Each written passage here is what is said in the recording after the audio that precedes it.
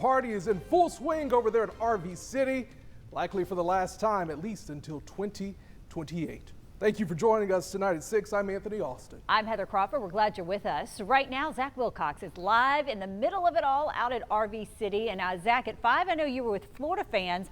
Now you've switched over. You're with Georgia fans. What you got in your hand? I had to come over here because, Heather, it's a bit of a case of go big before you go home, because they are doing a low country boil here. I'm here with Randy. He's going to dump these potatoes in, and I'm going to help, or, you know, at least it look like I'm helping. And regardless of who these fans are cheering for, it's really all a case of trying to make sure that they soak up memories more than this seafood boil is soaking up butter.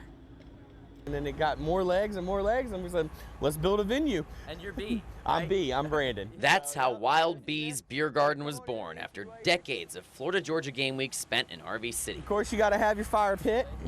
There we go. Brandon Ayers says he's been to all but one Florida-Georgia game since he was 18.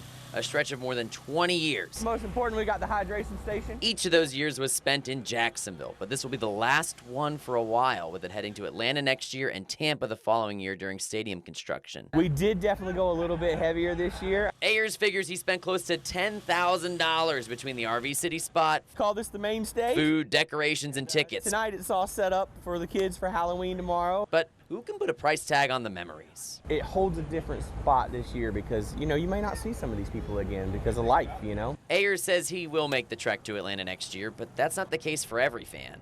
I hate it. We go to Atlanta next year, and you can't do in Atlanta what you do down here. Randy Stone says he made his first trek to cheer on his Bulldogs from RV City 18 years ago, and he's been coming every year since.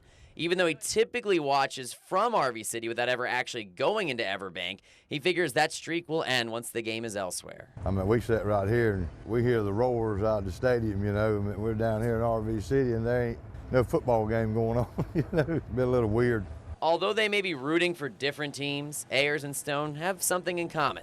They'll be back in RV City come 2028. I call it his home because I believe that's, you know, where it needs to be. I hope we still got this same spot right here in 28.